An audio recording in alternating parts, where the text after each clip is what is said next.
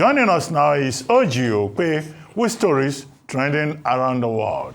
Thank God it's Friday. TGIF, Dr. Abati. How are you? My favorite day of the week. It's Friday already. This is the best way to start your week. To the weekend. Really. Good morning. Ayo, how are you this morning? I saw a podcast. And you were beautiful. I watched it yesterday. I have to tell you. What's that podcast again? I just shared my experience of waiting for 7.5 years. It was beautiful, beautiful. Thank Congratulations you. again. Thank I can't so wait much. to see your bundles of joy. Thank you. Good morning, Rufy on fire. How are you this morning? All right, perfect. It's Friday.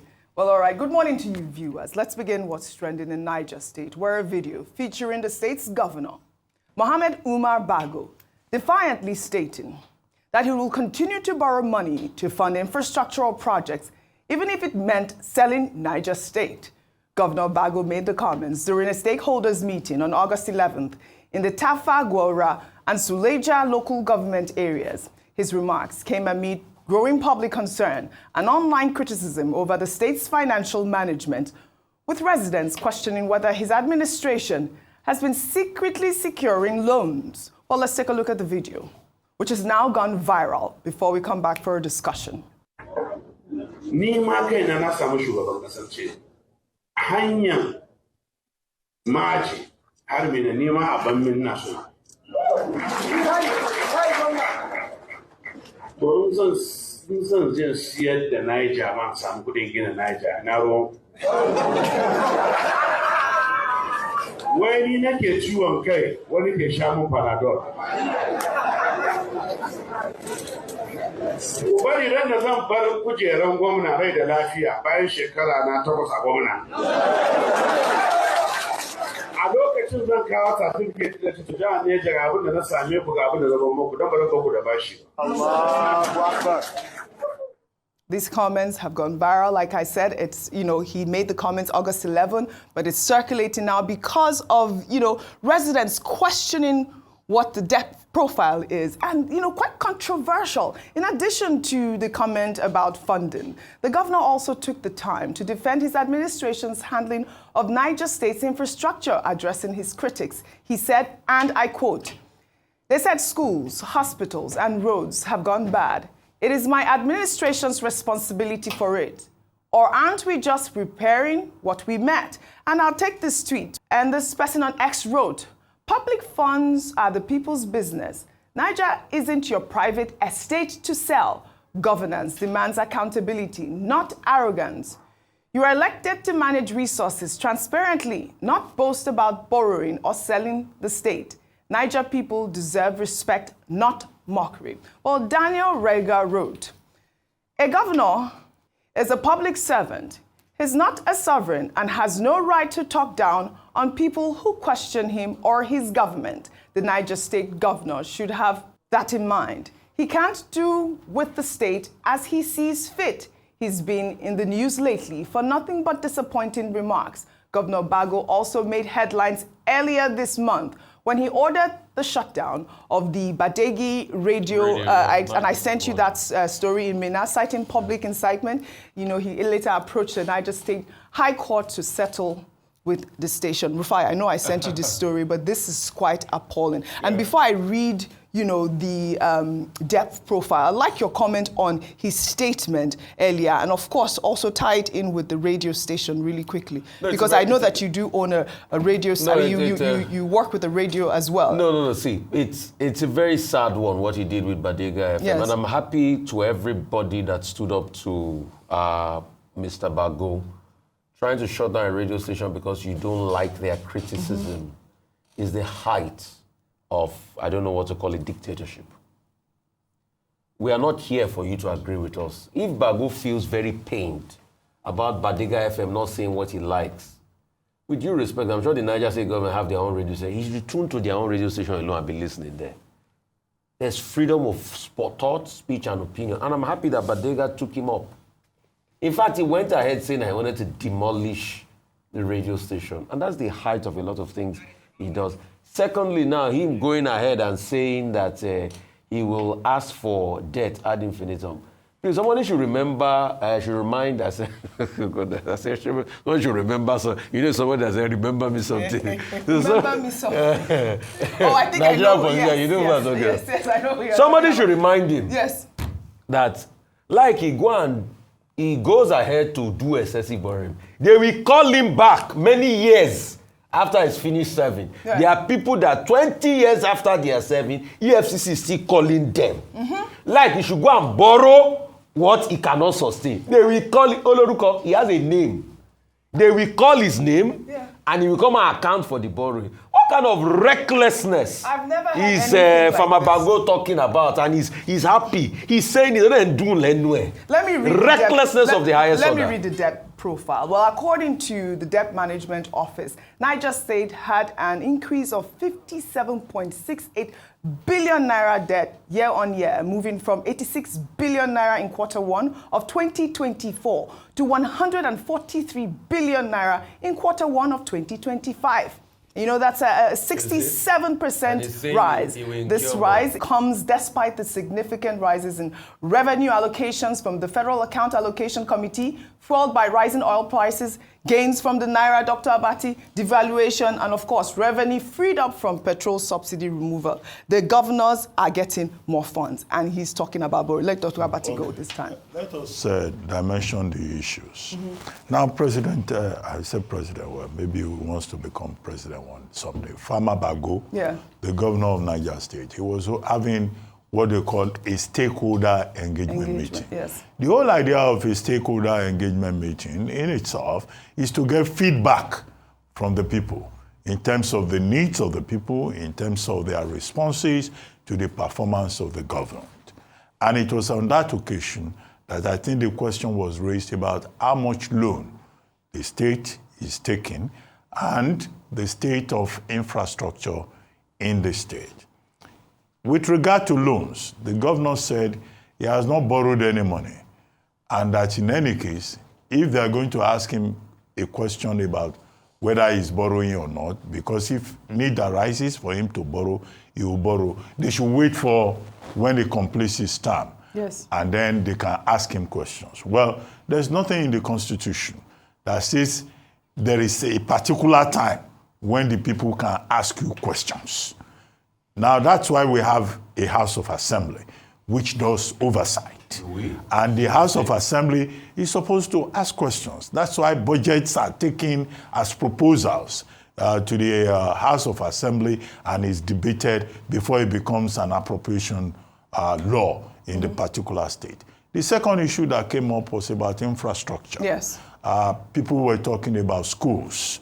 And then the governor reportedly said that, well, why are you taking Panadol for my own headache? That he did not create the condition of those schools. That those schools have been in very deplorable condition. And that in itself is a statement of fact. And that what his administration has been doing is to fix those schools, fix the roads that have not been taken care of for almost 25 years in Niger State. Now, those are the two issues. But I think that where we can have an issue with him is when he says, wait till I finish my 8 years before you come and ask me. There's no law that says the people cannot ask questions at any particular time. And the governor is under obligation to respond to them. However, we know that Governor Bago, Farmer Bago, is one of those governors that we used to celebrate on this table for two reasons. For his dedication to the promotion of religious harmony. Yes, we have hailed him a lot. Yes, and he has done a lot in that regard. Right. Second, his commitment to agriculture, using agricultural lands, collaborating with states like Lagos and Zamfara, to make sure that the state, Niger State, becomes, a basket, a food basket properly for the country. But it's right when he says many of these are inherited problems. But the expectation of the people, either in Niger State or at the federal level, is that the people are impatient. This is it. And that is why they ask questions. And at any time that they raise questions or ask questions, as long as it cannot be established that those questions are politically motivated, partisan, or presented out of utter mischief which is a major element of Nigerian politics, the state government and the governor has an obligation to continue to explain to the people. And they have to explain in the right manner. And they must never get tired of explaining to the people. Right, Ayo, that's the main point. Just for them to be able to explain in the right manner. As a public office holder, your responsibility is to explain to your people. You're accountable to your people. Ayo, I'll take this story now. We'll take another story on the legal developments. Former presidential candidate Peter Obi has taken legal action against activist Deji Adeyanju following a series of public accusations. Peter Obi's lawyers, in a notice, demanded a retraction and an apology from Adeyanju for what Obi's lawyers call defamatory publications. It states that Adeyanju has repeatedly published false and malicious statements designed to injure Obi's reputation, both in Nigeria and abroad, including an accusation that Obi invested state funds into a family-owned company during his tenure as governor. The legal notice specifically cites a social media post from August 21st, 2025, in which Adeyanju allegedly claimed that Peter Obi could only be president of the obedience on social media and that his supporters represent political extremists. Well, in a defiant response on Facebook, Adeyanju publicly dismissed Peter Obi's legal threat as laughable, expressing his eagerness to confront him in court while reiterating his previous claims. A lawyer, he continues with the defamatory statements on his social media account. We know that the legal battle intensifies a long-standing public dispute between the two parties, which began when Adeyanju had previously sued one of Peter Obi's aides for alleged defamation against his wife. I'll take some tweets before I come to you, Ion. This is from Pato, who wrote on X: when you shift from insults and criticisms to making categorical allegations about someone offering you a bribe, it goes beyond mere critique and becomes a serious accusation. Deji is not just any random social media user. He boasts about his 25 years of activism and is now a lawyer. He should recognize the difference between hypothetical and categorical statements when making the former, especially regarding an allegation of bribery. One must be prepared to substantiate the claim. Furthermore, Deji personally requested this. He publicly expressed his desire for it. As a lawyer, he has the skills to officially write to the anti-corruption agencies with a comprehensive petition if he was convinced that any actions taken by Obi in office constituted an act of corruption. Yet, he didn't do that. Instead, he wakes up every day throwing around all manner of categorical statements about acts of corruption. Another Twitter user wrote, "This case will really test the line between free speech and protecting someone's name. If Obi feels his image has been damaged, the court is the right place to sort it out." At the same time, activists and politicians both need to be careful with their words, like I said earlier. The truth will show in court. I hope justice will be upheld. I think that last statement, that last sentence is the most important, one of the most important things made in terms of, I hope that justice will be held. And we've talked about the justice system in Nigeria. Sometimes it's said to favor a particular class to the other. But I want to hope, and I believe, because we must uphold our institutions, that's the only recourse we have. Dr. Bati had mentioned earlier on that you cannot resort to self-help. You have to approach the court. So we hope that the courts will follow due process and really be the bastion of justice. But let me talk about this case. And I think it's important that Mr. Peter Obi has taken this step. I'm not the court. I cannot determine whether or not Mr. Adeyanju's statements was defamatory. He would have to prove himself or prove the accusations that he has made on his X account in court to beyond reasonable doubt.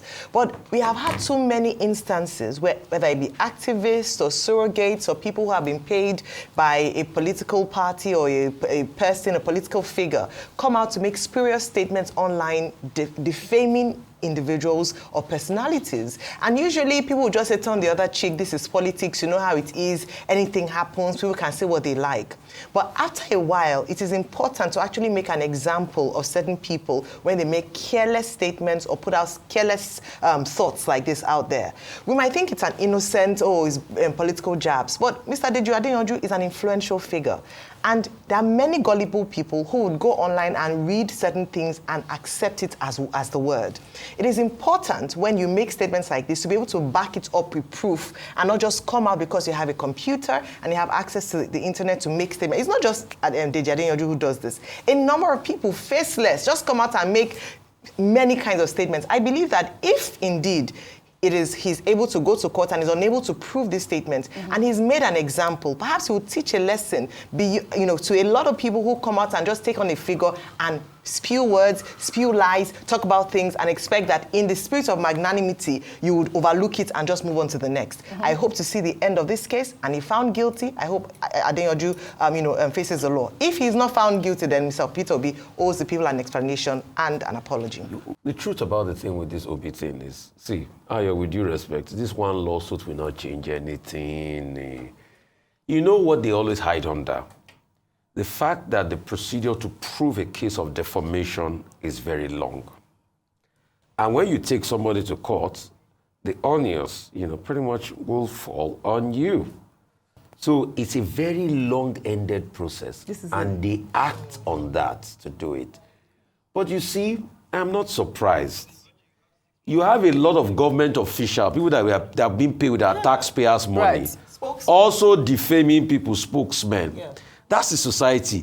But you see the hypocrisy about all of this is the same government officials that are calling for the social media space to be sanitized. Yeah. They are the ones that are using it to defame people, which we have empirical proof. Dr. Mati, there is a Cybercrime Act law that has just been passed recently. In fact, that cybercrime rule, I know a government spokesman that has violated that. If I'm to activate the cybercrime rule today, the cybercrime law, but nothing will be done. So what I've come to listen to them is and see. So what I've come to say, if I can advise you, Mr. Peter Obi, with due respect, withdraw that case from court.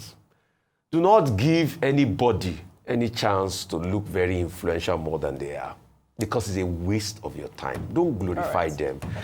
Wait, Ayo. As of today, Adeyanju is on channel. He went on channels to talk about that in this morning. So don't glorify these people. Just ignore. It's public space. They will say things against you. If you can't stand it, you don't get education. Mr. Peter Obi, withdraw that case. They will say things against you. Just let it go. All right. That's your thought. The principles must be properly stated. Section 39 of the 1999 Constitution guarantees the freedom of expression. But under our jurisprudence, it must be recognized that no right is absolute under the Constitution. The fact that you have the right to express yourself does not give you the right to defame people, because the other citizen has the right to the dignity of the human person under Section 33 of the same, Section 34 of the same Constitution. So he who alleges must prove. Must prove. All right. That's the basic principle. And Mr. Peter Obi going into politics does not mean that he has surrendered his right to the dignity of the human person. He has every right to go to court to challenge anybody who defames him. It's for that person to prove. The fact that you are a lawyer or that you are an activist does not grant you immunity. This is it. Section 308 of the 1999 Constitution is very specific about the persons who are entitled to immunity. And the Cybercrime Act that you refer to is controversial. They say police abuse it and all of that. But Section 14 of it is also clear.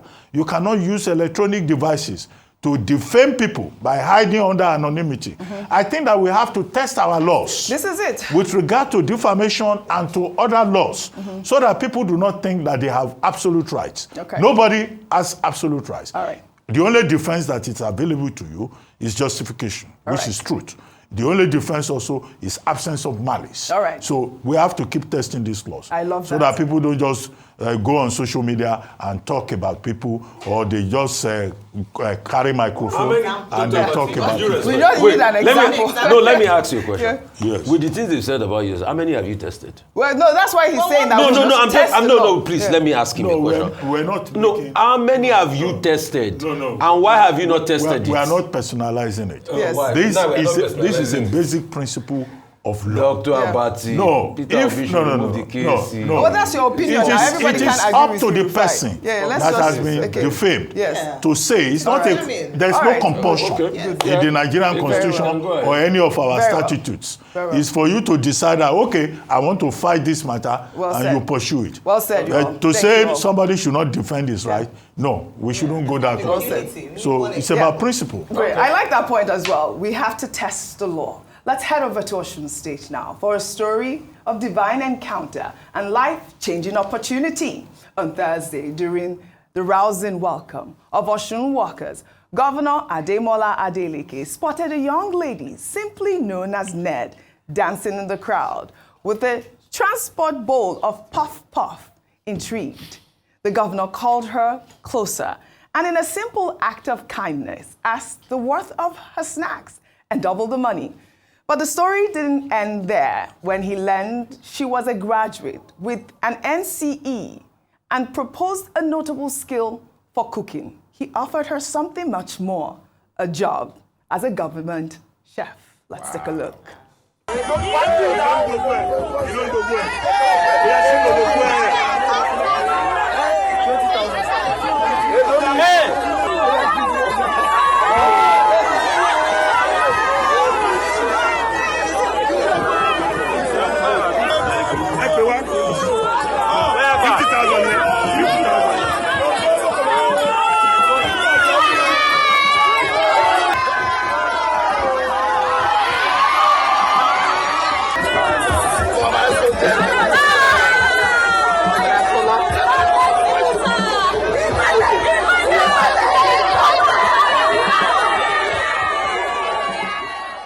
This was so beautiful to see. I mean, kudos, Governor Adeleke. This chance encounter transformed a simple street hustle into a life-changing career, proving that fortune can favor the diligent in the most unexpected way. This is such a lovely, lovely news. Kudos, Governor Adeleke. In the same vein, let's highlight this video featuring skit maker Mr. Bike Global, who has been using his platform to promote acts of kindness in this video after spotting an elderly man on a roadside who is actually an Okada rider.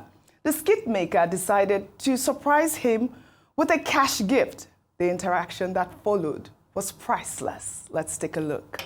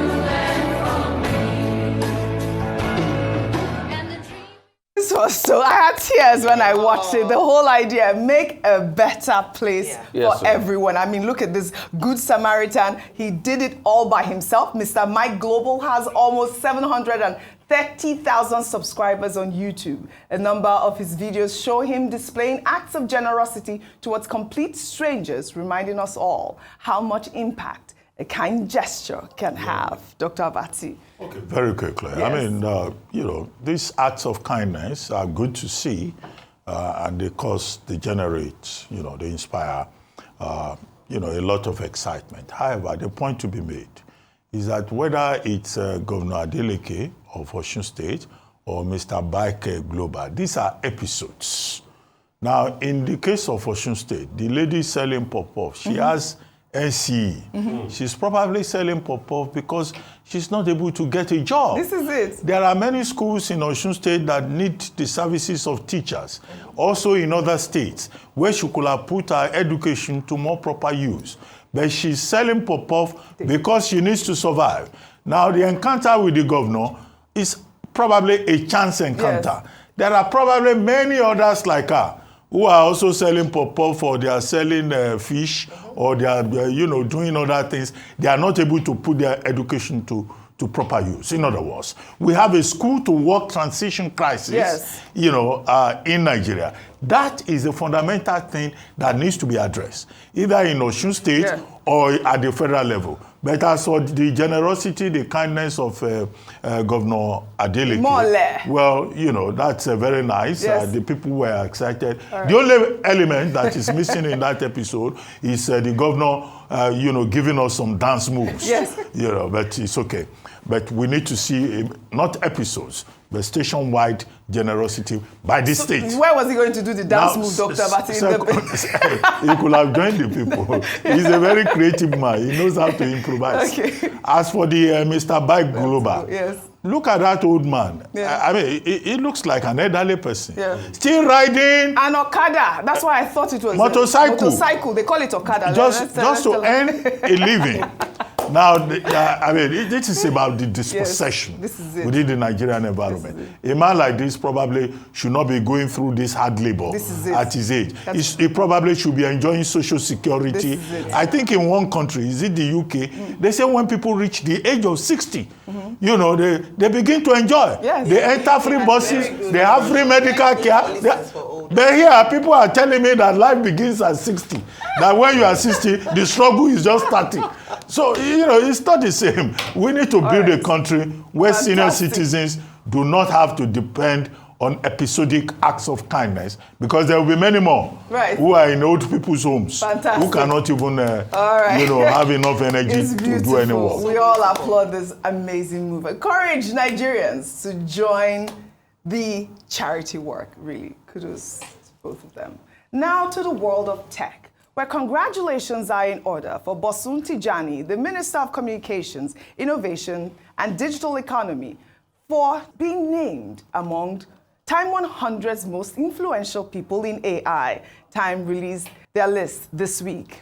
And Tijani is in the company of people like Elon Musk, Mike Zuckerberg, and Sam Altman, the CEO of OpenAI, the company behind ChatGPT. Well, in a post on X, Tijani wrote, "Proud to be included on Time's list of the Time 100 AI of 2025, a recognition that underscores Nigeria's growing role in shaping the global future of artificial intelligence. This honor is a reflection of the collective effort of innovators and partners who believe in the potential of AI to transform societies." He added that with the support of partners like Google and Gates Foundation and others, we are facilitating the scaling of mature AI solutions from Nigerian innovators, providing resource, mentorship, and support necessary to translate ideas into impact. I mean, this is so laudable. We know that Tijani is in charge of about 3 million technical talent program, which is a program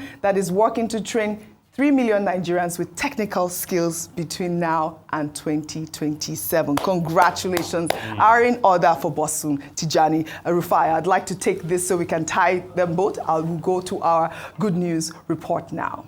Highlighting 2 young men in Abuja who are using drone technology to solve critical security and infrastructure issues across Africa with their company, Terra Industries.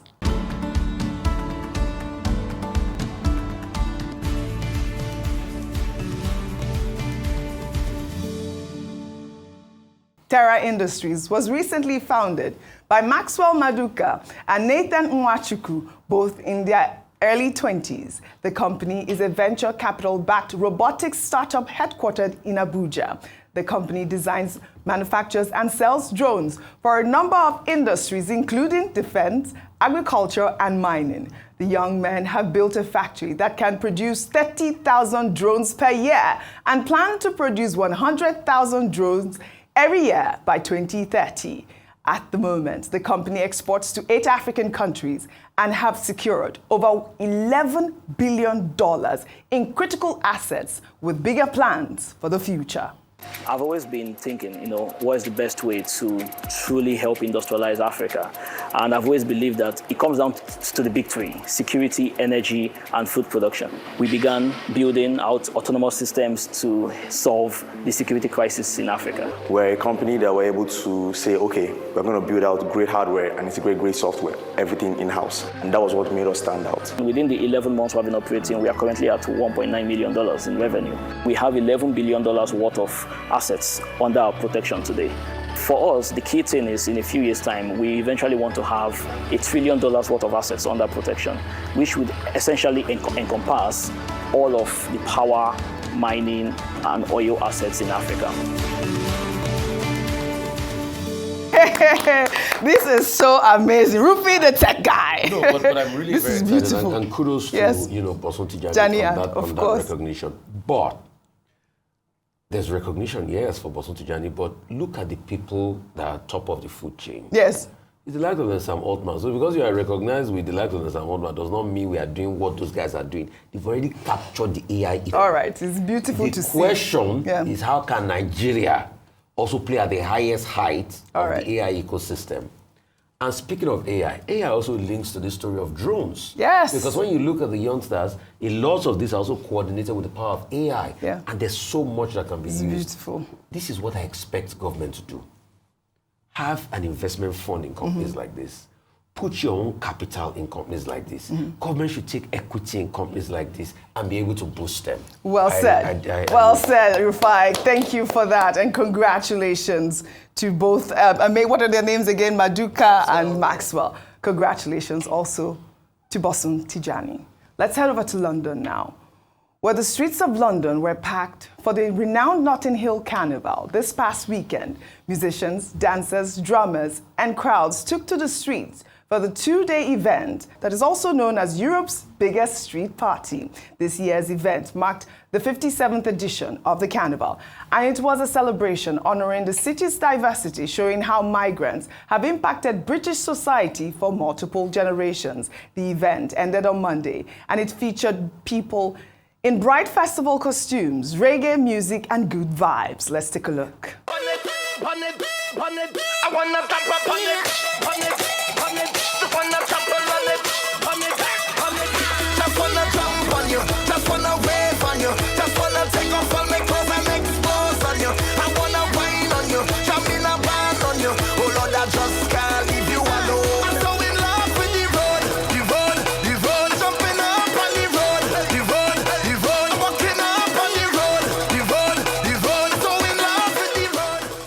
The director is saying I should change my dance. You are a Londoner, London girl, Ayo. We also saw the former two-time governor of Ogun State, journalist and statesman, Segun Oshoba, who was also present for some of the festivities. You see him here. If we can pull up Oshoba, there you go. Hey, look at him looking all amazing. Baba.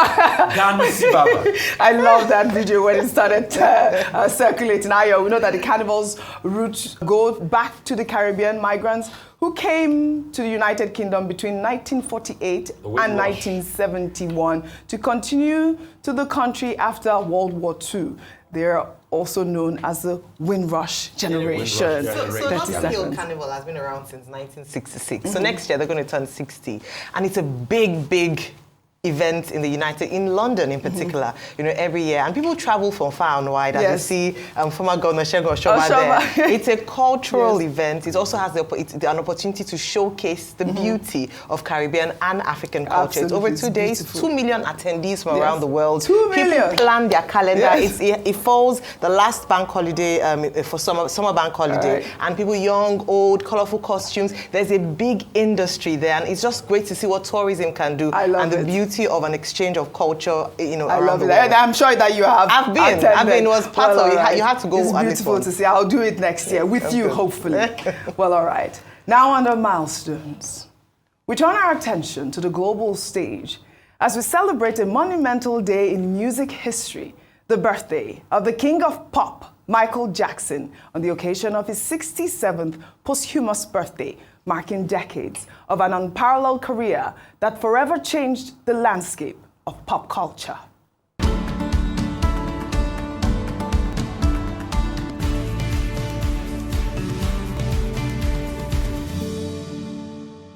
Michael Jackson was born on August 29th today in 1958 in Gary, Indiana. His career spanned over 4 decades, a journey that began as a child star with the Jackson 5 and blossomed into an unparalleled solo phenomenon. His 1982 album, Thriller, remains a cultural touchstone, not only for its record-breaking sales, but for its groundbreaking use of music videos. Jackson pioneered cinematic storytelling in the medium, for the theatrical horror of Thriller to the slick choreography of Beat It.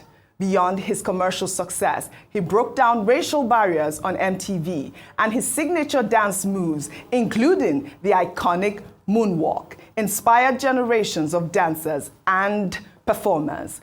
Jackson was also a devoted humanitarian, using his massive platform to advocate for various charitable causes, most notably through songs like We Are the World and Man in the Mirror. His art transcended boundaries of race, age, and culture, creating a legacy that continues to inspire.